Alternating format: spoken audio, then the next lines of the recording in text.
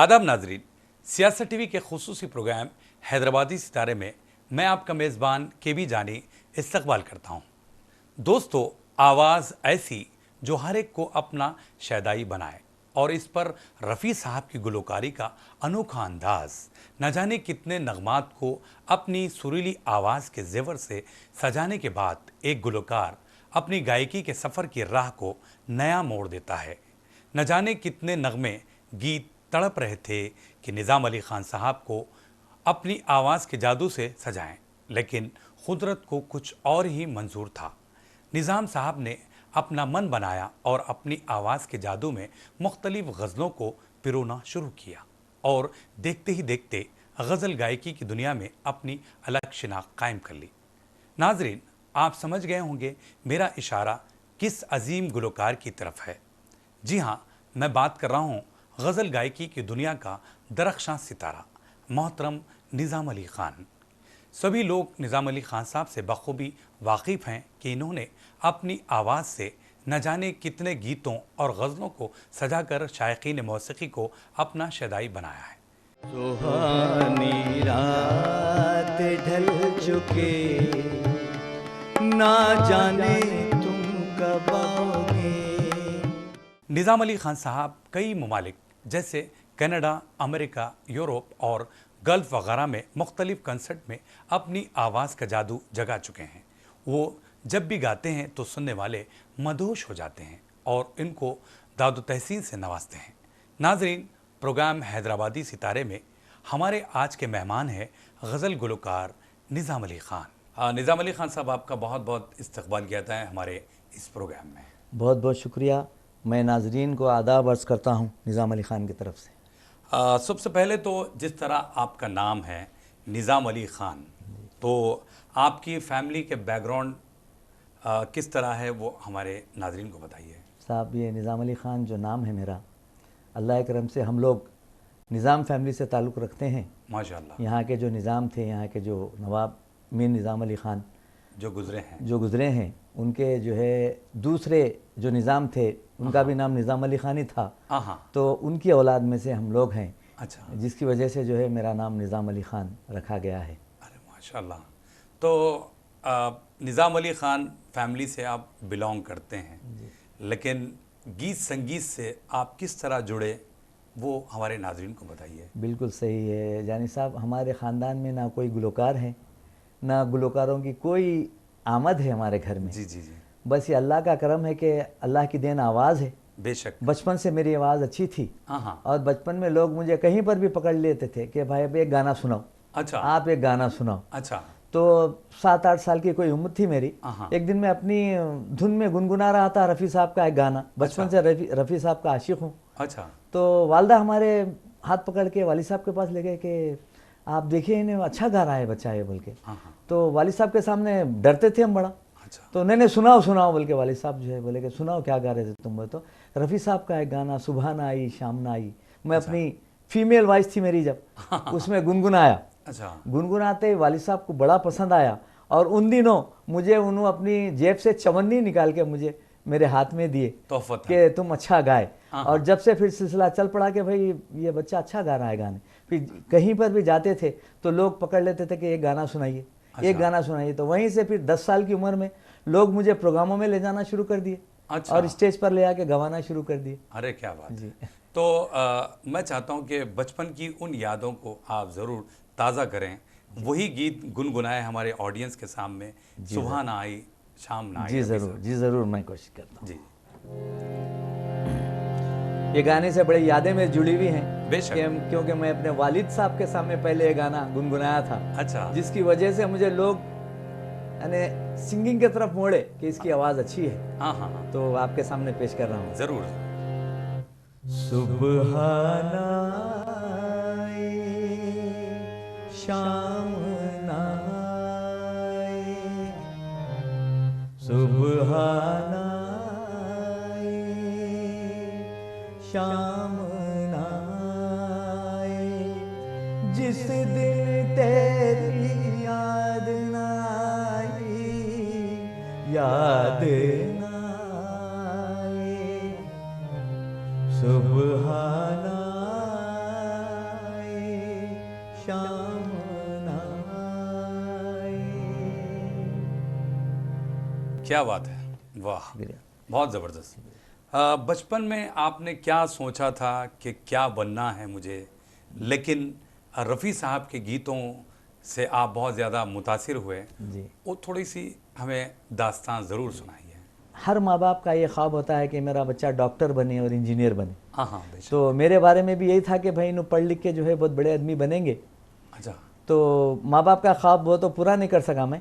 अच्छा। लेकिन अल्लाह के करम से जैसा जैसा स्कूलिंग में मैं आगे बढ़ता गया, मेरी सिंगिंग की वजह से मेरी शोहरत बढ़ती गई। हाँ हाँ। स्कूल के फंक्शनों में टीचर मुझे पकड़ लेते थे कि 15 अगस्त आई, निज़ाम का एक गाना देशभक्ति का गीत होना चाहिए। अच्छा। 26 जनवरी आई, निज़ाम साहब का एक गाना देशभक्ति का। तो स्कूल में भी मशहूर हो गए हम बहुत ज़्यादा। अच्छा। तो जैसे मैं 10th पास करके कॉलेज में आया, तो उस टाइम में हैदराबाद के ऑर्केस्ट्रा में काफ़ी मशहूर हो चुका था। अच्छा। बहैसियत सिंगर। सिंगर। जी हो, हैदराबाद के 3 ऑर्केस्ट्रा में मैं परमानेंट सिंगर था। अच्छा। कोई भी मुझे रोज़ ले जाया करते थे।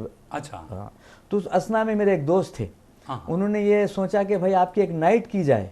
अच्छा। तो साहब मैं इंटर फर्स्ट ईयर में था। अच्छा, इंटर फर्स्ट उस टाइम धर्मान कॉलेज में इंटर फर्स्ट ईयर में था। तो पहली मेरी रविंद्र भारती में निज़ाम नाइट मनाई गई थी। हाँ हाँ। निज़ाम नाइट। अच्छा। मेरे नाम से निज़ाम नाइट रविंद्र भारती में मनाई गई, पहली मेरा स्टेज शो। अच्छा। उस शो को इतनी तारीफ और पॉपुलैरिटी मिली साहब कि मैं बयान नहीं कर सकता। अच्छा। यानी रविंद्र भारती फुल होके बाहर लोग ठहरे हुए थे। ये कब की बात है? 80s 80s की बात है जी। माशाअल्लाह। जी हो, तो बहुत मशहूर हो गई। वहाँ से फिर हम आर्टिस्ट हो गए, रिकग्नाइज आर्टिस्ट हो गए और प्रोग्राम चल पड़े। तो उस दौरान में 80s के दौर में मैं महीने में 15 से 20 प्रोग्राम दिया करता था साहब, महीने में। अच्छा। और सिर्फ रफ़ी साहब को गाया करता था, दूसरे कोई सिंगर को। यहाँ पर जुड़ती है कि रफ़ी साहब की आवाज़ और अंदाज और उनकी गायकी को कॉपी करना बहुत मुश्किल है, बल्कि नामुमकिन है। लेकिन आपने अपनी लगन, मेहनत और जस्तुजू से इसको कर दिखाया। ये सब कितना मुश्किल रहा होगा? बहुत मुश्किल था साहब। एक एक गाने के लिए मैं कई कई दिन प्रैक्टिस करता था। इसमें मैं चंद म्यूजिशियनों के नाम लेना पसंद करूंगा, बेशक, जो बिगिनिंग में मेरी बहुत ज़्यादा मदद करे। हाँ। अल्लाह बख्श साहब बख्शी भाई, जी जी, यासीन खान साहब वायलिनिस्ट, अच्छा, और अजीत सिंह गिटारिस्ट एक थे जो बेचारे इस वक्त दुनिया में। ये तीनों मुझे हैदराबाद फिल्म गिल्ड में बुलाकर साहब दिन भर मुझे गवाया करते थे। हाँ। और प्रैक्टिस दिया करते थे। स्पेशली रफ़ी साहब के क्लासिकल जो हिट सॉन्ग्स है जो कोई दूसरे नहीं गा सकते, मधुबन में राधिका नाचे रे, ओ दुनिया के रखवाले, कुहू कुहू बोले कोयलिया, ये गाने सीखने के लिए साहब मैं कई महीने उनके पीछे फिरता था। हाँ। और पहले तो अल्लाह का करम, बाद में उन्हीं लोगों की वजह से ये सारे मुश्किल गाने भी मैं गाने लग गया था। अच्छा। जिसकी वजह से मेरी शोहरत में बहुत ज़्यादा इजाफा हो गया। अच्छा। कि ये मुश्किल गाने कोई नहीं गाते सिवाय निज़ाम के। अरे क्या बात, ये अल्लाह का करम हो गया। चलिए, बहुत अच्छी बात है। मुश्किल सॉन्ग्स की जब हम बात करें, क्लासिकल टच जो सॉन्ग्स होते हैं काफ़ी डिफ़िकल्ट होते हैं, तो मैं चाहता हूं कि हमारी ऑडियंस के लिए भी कोई गीत आप ज़रूर शेयर करें। तो मधुबन में नाची राधिका नाचे रे, थोड़ा सा आपके सामने पेश कर दूं। ज़रूर।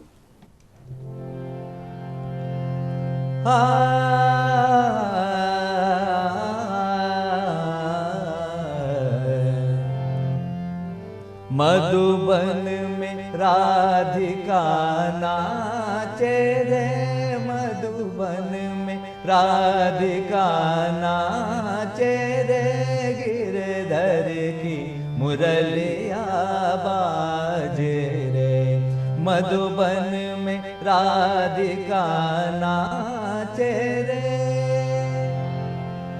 पग में घूंघर बांध के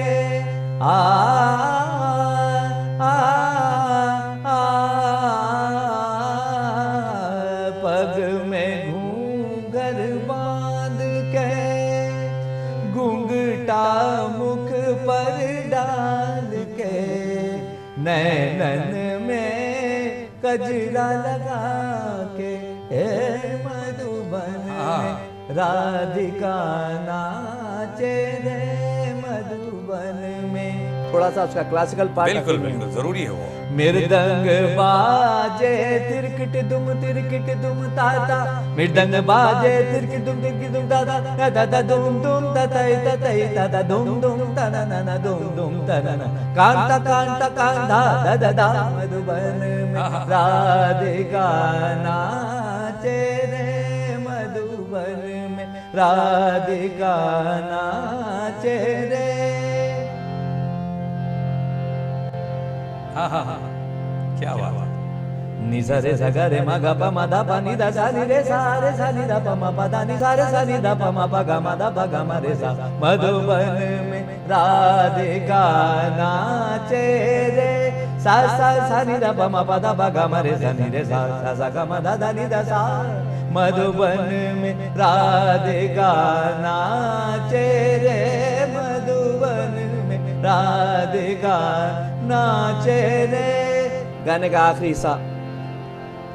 ओ दे नादर दिनता नीता दारे दीन दीन ताना नादर दिनता नीता दारे दीन दीन ताना नादर दिनता नीता दारे दीन दीन ताना, ओ दे नादर दिनता नीता, ओ दे ताना दिर दिर ताना दिर दिर दिर दिर तुम दिर दिर दिर, ओ दे ताना दिर दिर ताना दिर दिर दिर दिर तुम दिर दिर, धा तिर किट्टा दुम के किट्टा तिर गिड़ दिर गिड़ ता दा नी ना दिर दिन ता नी ता, ओ दे ना दिर दिन ता नी ता, ओ दे ना दिर दिन ता नी ता दारे दी ता दारे दी ता दारे दी।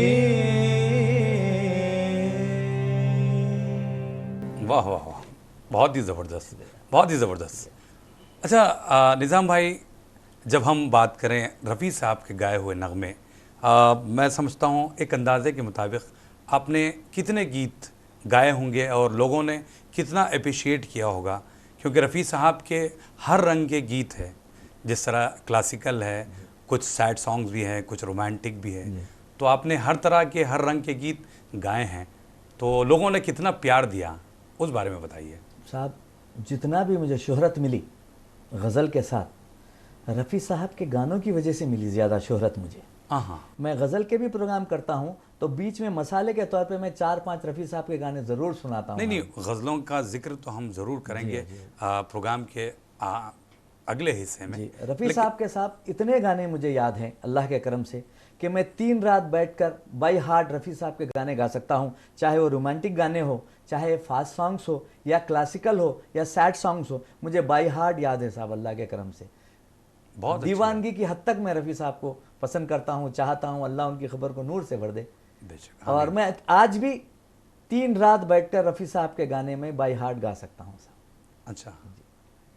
अच्छा, कभी आपको लगा होगा कि रफ़ी साहब का ये गीत गाने में कितनी दिक्कत हो सकती है, परेशानी हो सकती है? वैसे तो आप मुसलसिल रियाज करते हैं, तो उस बारे में बताइए, या शुरुआत में ऐसा कभी मौका आया हो रफ़ी साहब का कोई नगमा जो काफ़ी आपको परेशान किया हो? जी, ख़ास तौर से ओ दुनिया के रखवाले, इस गाने का जो रेंज है, जो पिच है, इतना ऊंचा गाए हैं रफ़ी साहब कि मैं कहीं पर पढ़ा हुआ हूँ, सुना तो नहीं, कि ये गाने के बाद मैं सुना कि रफ़ी साहब का गला कुछ दिनों के लिए बैठ गया था। अच्छा। तो ये गाने के लिए मैं इतनी कोशिश किया कि कई दिन तक मैं रियाज़ किया, सुर भरता था, तान पलटे करता था, और अपने रेंज को बढ़ाने के लिए, ये गाना गाने की खातिर कई महीने में सुर भर के अपने रेंज को ऊपर करा साहब।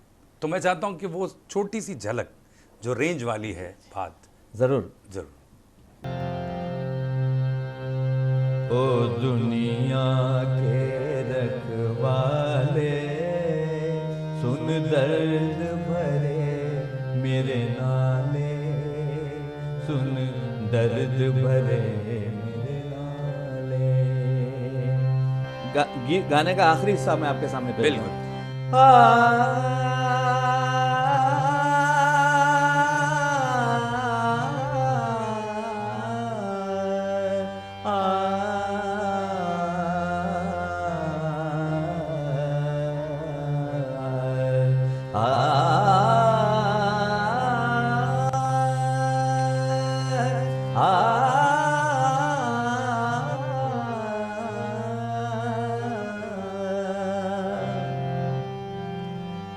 महल उदास रे गलियां सुनी,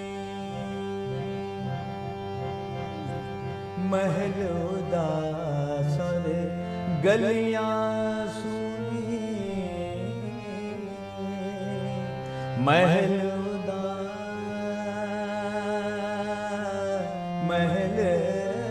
उदास रे,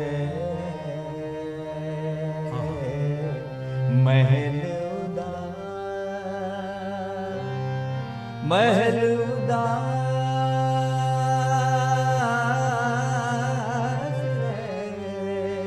रे, महल उदास, क्या बात है। महल उदास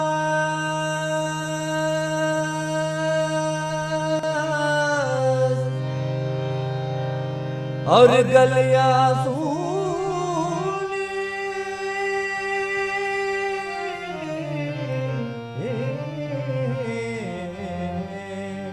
महल उदास और गलियां सुनी, महल उदास और गलियां सुनी, चुप चुप है दीवारें, दिल क्या उजड़ा, दुनिया उजड़ी, रूठ गई है हम जीवन कैसे गुजारे, ओ मंदिर गिरता फिर बन जाता, दिल को कौन संभाले, ओ दुनिया के रखवाले। आखिरी पार्ट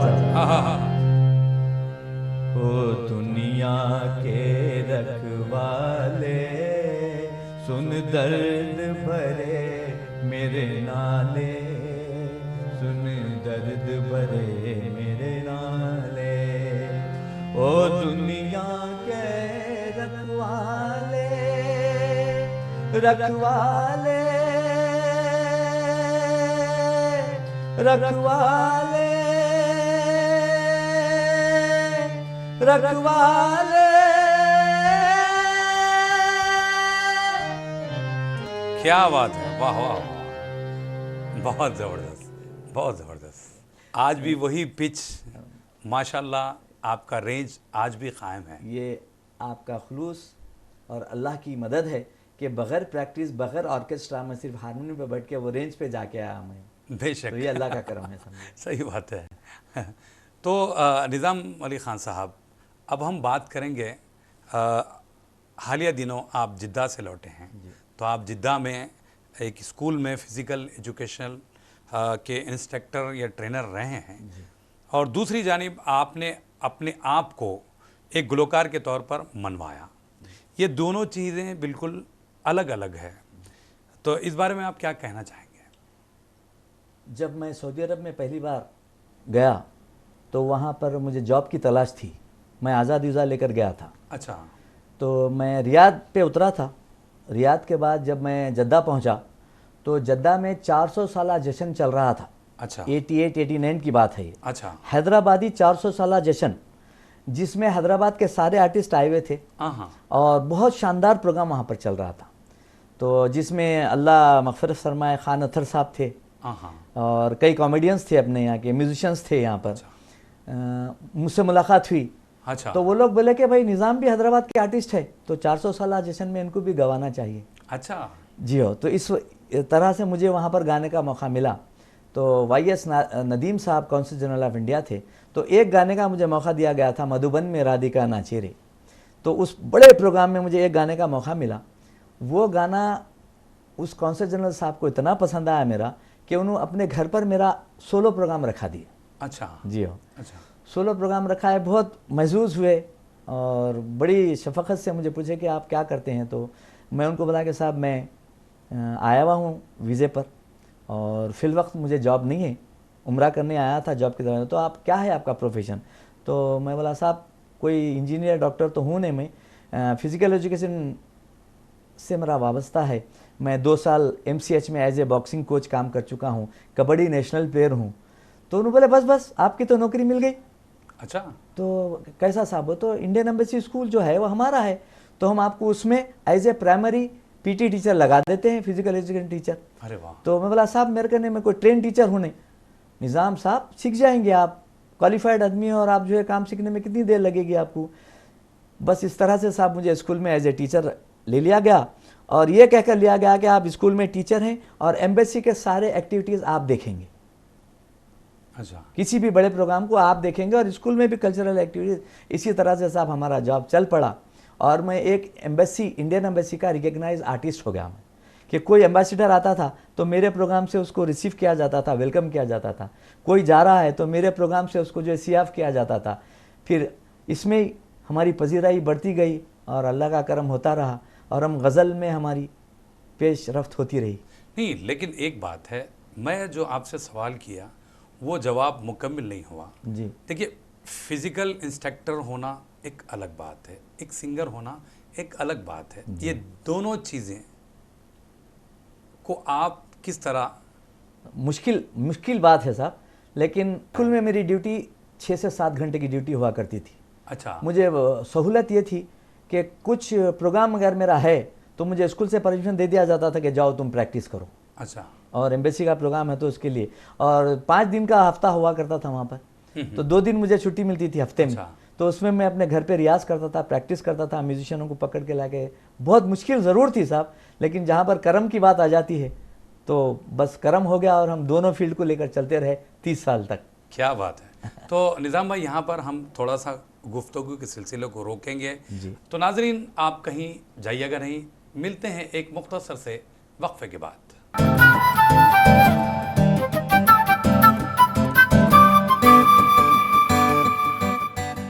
नाजरीन, सियासत TV की ताज़ा तरीन ख़बरें, मुशायरे, मजहबी प्रोग्राम्स और दीगर तफरीही प्रोग्राम्स देखने के लिए आप हमारा मोबाइल ऐप प्ले स्टोर से डाउनलोड कर सकते हैं।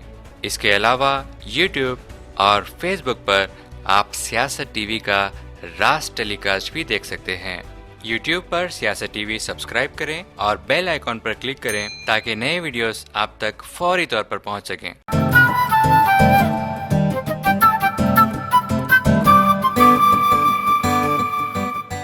वक्फे के बाद आप सभी का हम खैर मकदम करते हैं हैदराबादी सितारे प्रोग्राम में। हम बात कर रहे हैं हैदराबाद के जाने माने गज़ल सिंगर निज़ाम अली ख़ान साहब से।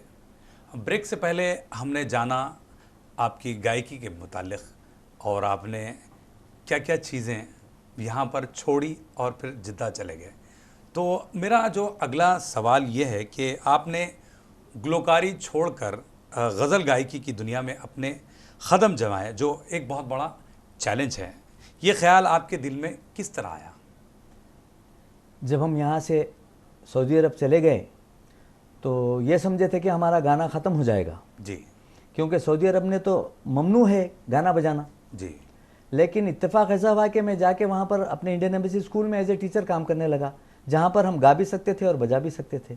लेकिन वहाँ पर कोई परमानेंट ऑर्केस्ट्रा बजाने वाले, कोई परफेक्ट म्यूजिशियन हमको मिलते नहीं थे। अच्छा। और मैं खुद बजा के गाता नहीं था, उस वजह से मेरी सिंगिंग बिल्कुल डूबने लगी। हाँ हाँ। लेकिन शौक़ आदमी को कहाँ से कहाँ ले जाता है, देखिए आप। तो मैं एक वहाँ पर हारमोनियम ख़रीदा टूटा फूटा, हाँ हाँ।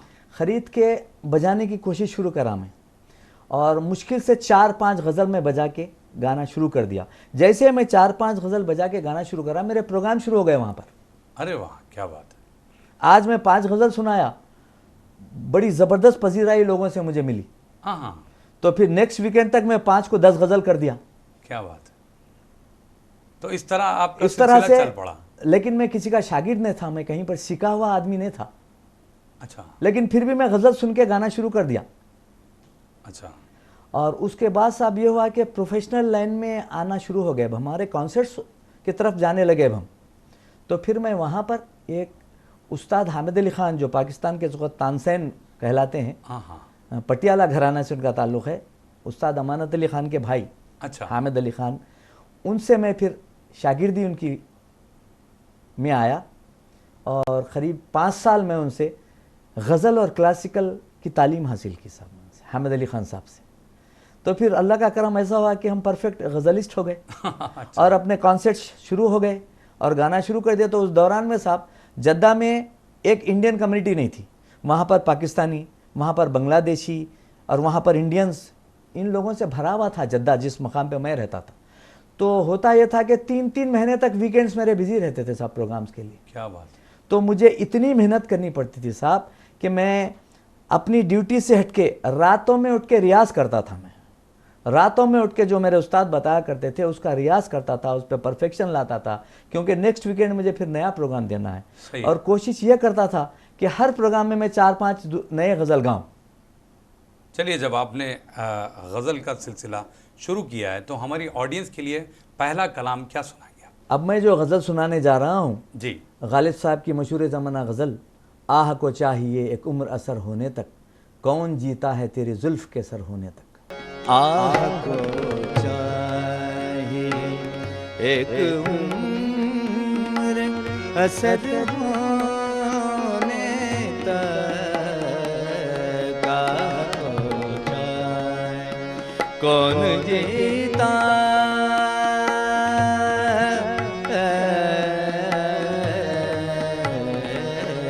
कौन जीता है तेरी जुल्फ के सर होने तक, आह को चाहिए एक उम्र असर होने तक, आह को चाहिए।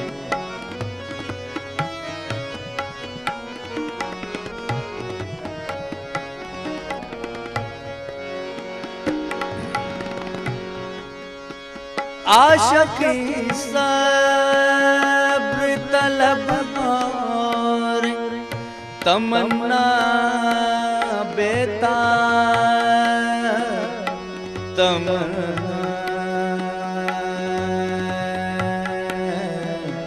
बेताब,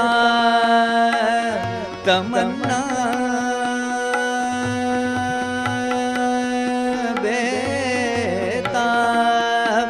आशिकी सब्र तलब और तमन्ना बेताब, दिल का क्या रंग करूं ने जिगर होने तक, आह को चाहिए एक असर होने तक, आह को चाहिए।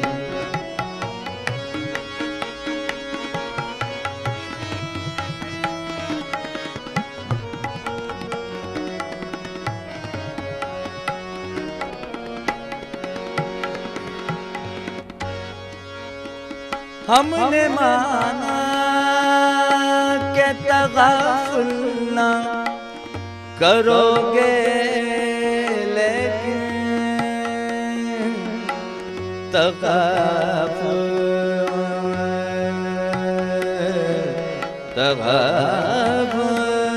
हमने माना हमने माना हमने माना माना माना माना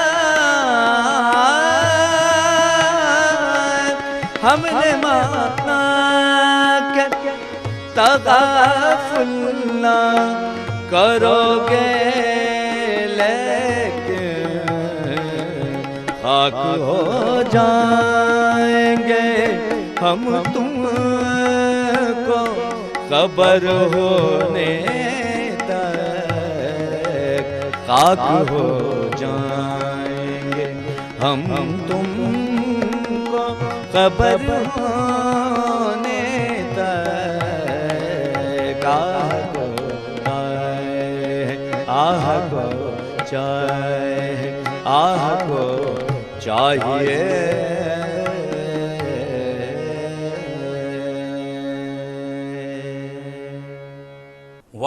क्या बात है, बहुत ही ज़बरदस्त। शुक्रिया साहब। निज़ाम अली ख़ान साहब, अब तो आप बन गए जिद्दा के एक ऐसे सितारे गज़ल की दुनिया के, तो आपने इंटरनेशनल लेवल पर बहुत सारे शहरों में शो पेश किए हैं, उस बारे में थोड़ा सा बताइए। जी, दरअसल साहब पहली बार तलत अजीज़ साहब का शो था एक जद्दा में, बहुत अच्छा शो था, एम्बेसी उसके लिए स्पॉन्सर करी थी, इंडियन एम्बेसी। तो उस शो को देखकर साहब मेरे दिल में आया कि मैं भी शोज़ कर सकता हूँ, और अल्लाह की तरफ रुजू होकर बोला कि मेरे में क्या कमी है, मैं भी बाहर शोज़ कर सकता हूँ। अच्छा। तो साहब एक मेरे दोस्त थे जो सऊदी अरब से कनाडा मूव करे थे, मेरे बहुत बड़े फ़ैन हो गए थे वो। तो 98 में पहली बार मुझे कनाडा जाने का मौका मिला, और मैं कनाडा जाकर साहब काफ़ी बड़े बड़े कॉन्सर्ट्स वहाँ पर किया। पहला प्रोग्राम जो मेरा टोरंटो में हुआ था, जिसमें इंडियन एम्बेसडर, पाकिस्तानी एम्बेसडर और टोरंटो के मेयर थे, तो एक प्रोग्राम में साहब 7 घंटे मैं वहाँ पर गाया था, परफॉर्म एक ही प्रोग्राम में 7 आवर्स, गज़ल, गीत, ठुमरी, दादरा, ख़वाली, हर चीज़ में मिक्स। तो अच्छा। दूसरे दिन वहाँ के पेपर में वर्सटाइल सिंगर बोल के आया था साहब। उसके बाद फिर ऐसी चेन बनना शुरू हुई, फिर अमेरिका गया, फिर कनाडा गया, फिर फ्रांस गया, फिर लंदन गया, और सारे यूरोप में मैं अपने प्रोग्राम्स करता फिरता रहा साहब। फिर गल्फ़ में तो ऐसा था कि घरंगन वीकेंड पे जाता था, दुबई में शो करके फिर जुमा के दिन वापस आ जाता था। तो इसी तरह से सिलसिला चलता रहा, और अल्लाह का करम होता रहा, हम प्रोग्राम्स करते रहे और इंटरनेशनल मार्केट में आ गए। अगर आप जहां बात करेंगे कनाडा की ऑडियंस की या यूएस की ऑडियंस की या फिर यूरोप की, तो वहां पर किस तरह की गज़लों को पसंद किया जाता है, उस बारे में बताइए। जहाँ पर भी गज़ल का प्रोग्राम हुआ साहब, वहाँ पर फसी उर्दू वाले गज़लें बहुत कम सुनने वाले मिलते हैं। जहाँ पर भी गाओ तो आम फहम ज़बान वाले गाओ, बिल्कुल आसान उर्दू वाले गज़लें, जिसको अपने इंडियन हो पाकिस्तानी हो बहुत ज़्यादा पसंद करते हैं कि आम ज़बान वाली उर्दू। फसी उर्दू में आप जाएंगे तो गज़ल आपकी फेल हो जाती। अच्छा जी, तो चलिए, मैं चाहता हूं कि अगली गज़ल आप क्या सुनाना चाहेंगे वो ज़रूर सुनाएं। एक बहुत ही मेरी पसंदीदा गज़ल साहब शाज़ अज़ीमाबादी की। ढूंढोगे अगर मुल्कों मुल्कों, ढूंढोगे अगर मुल्कों मुल्कों, ढूंढोगे अगर मुल्कों मुल्कों, मिलने के नहीं नायाब है हम, ढूंढोगे अगर मुल्कों मुल्कों, मिलने के नहीं नायाब है हम, ताबीर है इसकी हसरत व गम, ताबीर है इसकी हसरत व गम, ऐ हम नफसों वो ख्वाब है हम, ताबीर है इसकी हसरत व गम, ऐ हम नफसों वो ख्वाब है हम, ढूंढोगे अगर मुल्कों मुल्कों।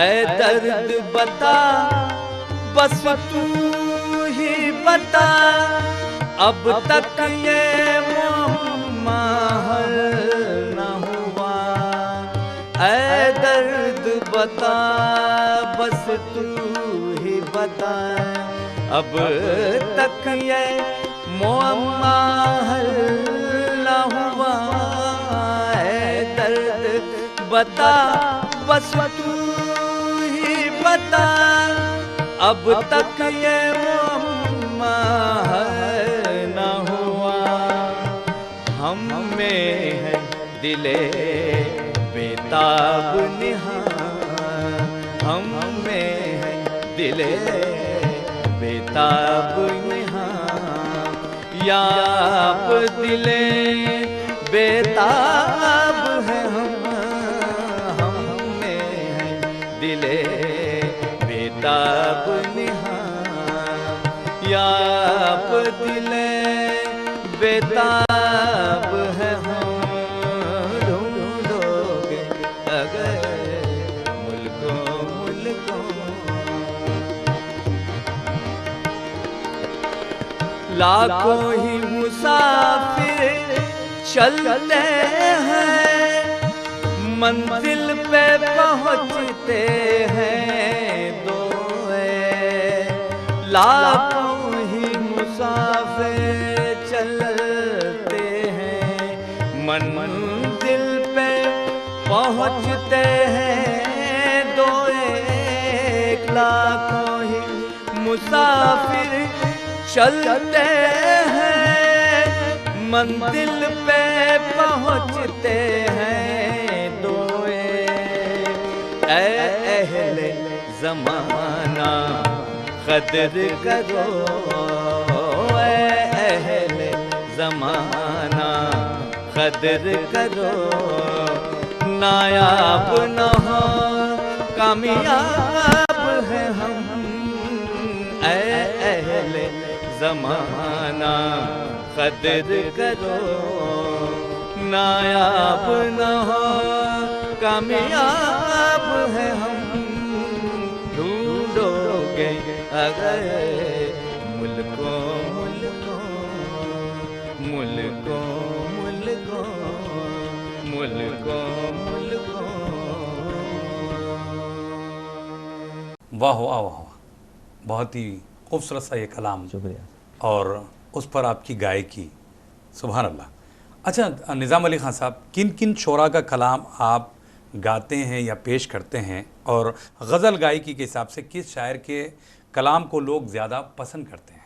मैं यहाँ पर अपने पसंदीदा शायरों के नाम बोलना चाहूँगा आपको। बेशक बताइए। मैं सबसे ज़्यादा खुमार बाराबंकवी, अच्छा, शमीम जयपुरी, बशीर बदर, और हमारे हैदराबाद के शोरा मौज़मजा शजी, सईद शहीदी, शास तमकनत, और पाकिस्तान के अहमद फराज, अहमद अदीम ख़ासमी, ख़तील शिफाई, इनके गज़लियात बहुत ज़्यादा गाता हूँ साहब। हाँ हाँ हाँ, ये मेरे पसंदीदा शोरा हैं और इनकी गज़लें मैं बहुत ज़्यादा गाता हूँ। लेकिन ख़ास बात क्या है ये बताइए। ख़ास बात यही है कि इनकी लिखत जो है वो आसान उर्दू में गज़ल लिखते हैं, और मेरा जो जहन बना हुआ है रूमानी गज़लें बहुत ज़्यादा गाता हूँ। अच्छा, तो इन शोरा हजरात जो है कि गज़लें आप देखिए, रोमांस भरा हुआ है इनके गज़लों में, जिसकी वजह से मैं इनको पसंद करता हूँ। हर गाने वाले का एक जहन बना हुआ होता है कि कोई सैड गज़लें पसंद करता है, कोई रोमांटिक पसंद करता है, कोई इनकलाबी गज़लें गाता है। तो मेरा जो गायकी का जो जहन बना हुआ है, ज़्यादा रोमांटिक गज़लें मैं गाना पसंद करता हूँ। जब आपने रोमांस की बात की, रोमांटिक होने की बात की, तो मैं आपसे एक पर्सनल सवाल यहाँ पे जोड़ना चाहूँगा। माशाल्लाह आपने जो शादी की है वो अरेंज है या लव? नहीं साहब, अरेंज मैरिज है साहब। नहीं, जब आप इतने रोमांटिक मूड की बातें कर रहे हैं तो मैं इत्तेफाक है ये कि अच्छा। बचपन से मेरा प्याम था मेरे मामू की लड़की से। अच्छा, मेरी वालदा की ख्वाहिश थी कि तुम यही लड़की को करना है। अच्छा, वरना आप रोमांस में खो जाते। पता नहीं। चलिए, ये तो मैं अज़राए मजाक पूछ रहा था। अच्छा निज़ाम अली ख़ान साहब, कोई और गज़ल जो आपको बहुत ज़्यादा पसंद आती हो वो हमारे ऑडियंस को शेयर करें। मेरे साथी स्कूल में उर्दू के टीचर थे सैयद नखवी। अच्छा जी, जो अब अमेरिका में सेटल्ड हैं। अच्छा, तो वो शायरी भी करते थे। अच्छा, तो उनकी एक बेहतरीन गज़ल जो मैं कंपोज करके आपको सुनाना चाहूँगा। बेशक। कि आज मेरी ही गज़ल कोई सुनाता है मुझे, हाँ, भूली बिसरी हुई यादों से मिलाता है मुझे। आज मेरी गज़ल कोई सुनाता है मुझे, आज मेरी गज़ल कोई सुनाता है मुझे, भूली बिसरी हुई यादों से मिलाता है मुझे, भूली बिसरी हुई यादों से मिलाता है मुझे। आज मेरी गज़ल कोई सुनाता है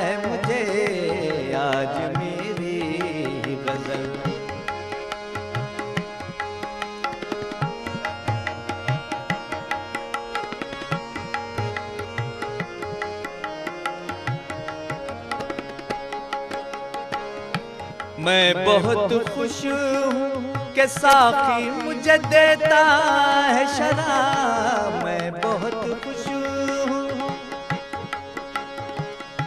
मैं बहुत खुश हूँ कि साकी मुझे देता है शराब। मैं बहुत खुश हूँ कि साकी मुझे देता है शराब। लेके मेरा ही लहू, लेके मेरा ही लहू रोज पिलाता है मुझे। लेके मेरा ही लहू रोज पिलाता है मुझे।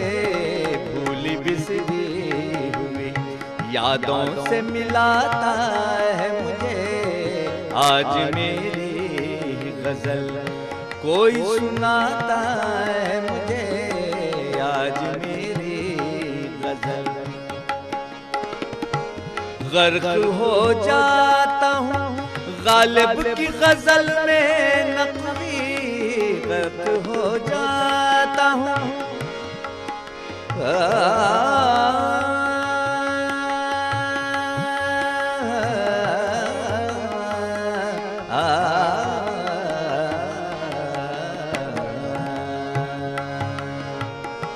गर्क हो जाता हूँ गालिब की गजल में नकवी। गर्क हो जाता हूँ गालिब की गजल में नकवी। जब भी रुसवाई का, जब भी रुसवाई का एहसास सताता है मुझे। जब भी रुसवाई का एहसास सताता है मुझे। भूली बिसरी यादों से मिलाता है मुझे। आज मेरी गजल कोई सुनाता है मुझे। आज मेरी गजल। वाह वाह वाह, आपके दोस्त ने तो कमाल कर दिखाया है। बहुत अच्छी शायरी है और फिर कंपोजिंग आपकी है। क्या बात है निज़ाम अली खान साहब। अच्छा, दौरे हाजिर में छोटी बहर की गज़लें का चलन आम है और इसको शायकीन या सुनने वाले बहुत ज़्यादा पसंद करते हैं। इसकी वजह क्या है? जहाँ तक मेरी काबिलियत है साहब, मैं ये बोलूँगा कि छोटी बहर की गज़ल को कंपोज करने में बड़ी आसानी होती है। अच्छा, एक वजह यह है। दूसरी वजह, छोटी बहर की गज़ल लोग बहुत ज़्यादा पसंद करते हैं। अच्छा, ऑडियंस जो है छोटी बहर की गज़ल जो है वो बहुत ज़्यादा पसंद करते हैं। तो मैं समझता हूँ दोनों ही वजह है कि छोटी बहर की गज़लों का चलन चल पड़ा है। अच्छा, आप देखिए जगजीत सिंह की जितने भी गज़लें हैं, ज़्यादा गज़लें छोटी बहर की उनकी गाई हुई गज़लें हैं और लोग दीवाने हैं उनकी गज़लों के। तो मैं चाहता हूँ कि एक आध झलक छोटी बहर की गज़ल जो जगजीत सिंह जी ने गाया है, अगर आपको याद आती हो तो ज़रूर सुनाएं। तुझको खोकर भी तुझे पाऊं, जहां तक देखूं। तुझको खोकर भी तुझे पाऊं, जहां तक देखूं। हुस्न यज़दां से तुझे हुस्न बुता तक देखूं।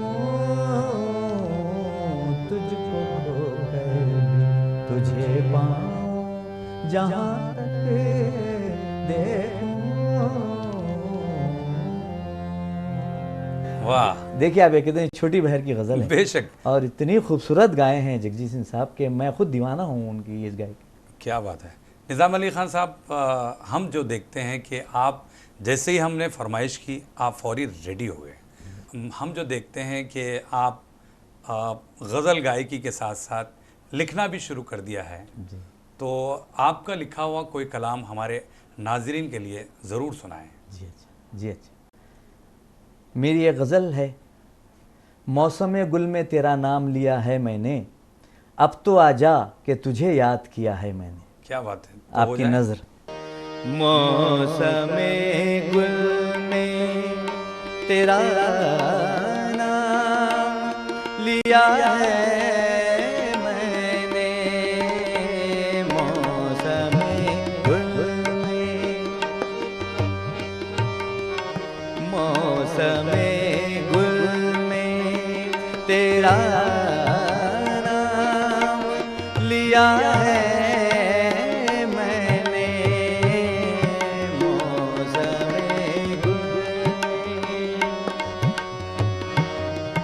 अब तो आजा के तुझे याद किया है मैंने। अब तो आजा, अब तो आजा, अब तो आजा, अब तो आजा, अब तो आजा के तुझे याद किया है मैंने। मौसमे जगदीश सिंह।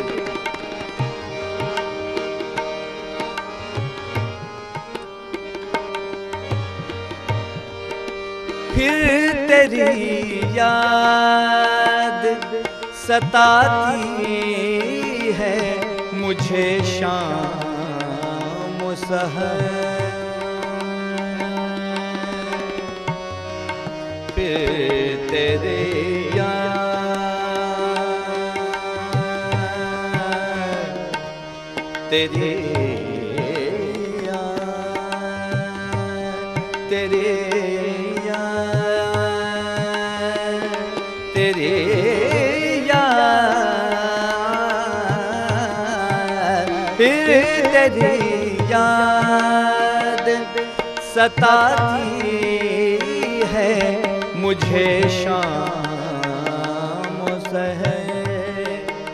फिर तेरे चाह का पैमाना पिया है मैंने।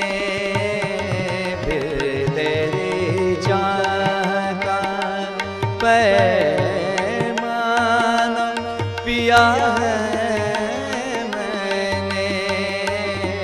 मौसमे गुल में तेरा नाम लिया है मैंने।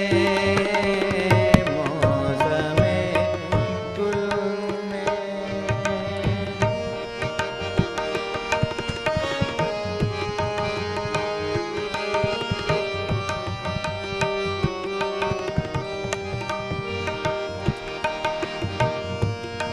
तू नहीं है तो मेरी जिंदगी अधूरी है। तू नहीं है, तू नहीं है, तू नहीं है तो मेरी जिंदगी अधूरी है। तुझसे मिलने के सहारे ही जिया है मैंने। तुझसे मिलने के सहारे ही जिया है मैंने। मौसमे गुल में तेरा नाम लिया है मैंने। मौसमे गुल में। थोड़ा फास्ट तुझसे बिछड़ेगा तो फिर चैन न पाएगा निजाम। तुझसे बिछड़े, तुझसे बिछड़ेगा,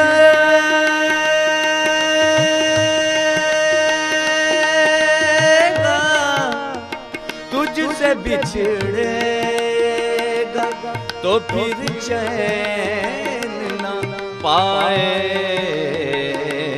निजाम।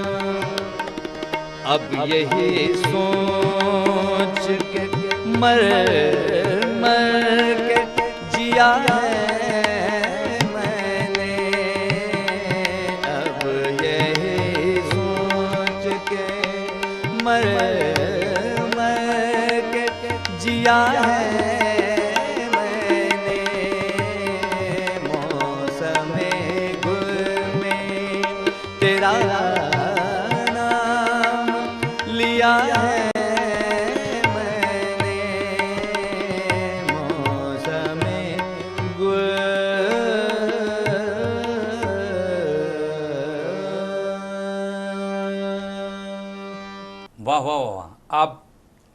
अच्छा लिखा भी है और बहुत अच्छा कंपोज भी किया है। क्या बात है। हाँ, निज़ाम अली ख़ान साहब, वक्त इस बात की इजाज़त नहीं देता कि और बहुत सारी गुफ्तगू की जाए, तो मैं आखिर में ये ज़रूर जानना चाहूँगा कि हमारे नाजरीन जो गज़ल गायकी को अपना कैरियर बनाना चाहते हैं, इनके ताल्लुक़ से क्या पैगाम है और एक गज़ल गुलकार में किन किन सलाहियतों का होना ज़रूरी है? सबसे पहले गज़ल गुलकार बनने के लिए आपके पास आवाज़ अच्छी होनी चाहिए। अच्छा। उसके बाद आप में लयकारी की सलाहियत होनी चाहिए। हाँ। अगर आपकी आवाज़ अच्छी हो तो आप कोई अच्छे उस्ताद के पास जाकर तालीम हासिल कीजिए, ताकि आपकी आवाज़ को पॉलिश किया जाए और गज़ल की गायकी आप सीखना चाहिए। आप जब मेहनत करेंगे आवाज़ पर, आवाज़ को अपनी अच्छी से अच्छी बनाने की कोशिश करेंगे, और उसके साथ साथ कोई ऐसा उस्ताद आपको ज़रूर मिले जो आपकी आवाज़ को तराशे और आपको गज़ल गायकी बताए। गज़ल गायकी यह है कि किसी को क्लासिकल गज़ल गायकी पसंद आती है, किसी को लाइट, लेकिन गज़ल गायकी के लिए लाइट ही बेहतर है। जी जी।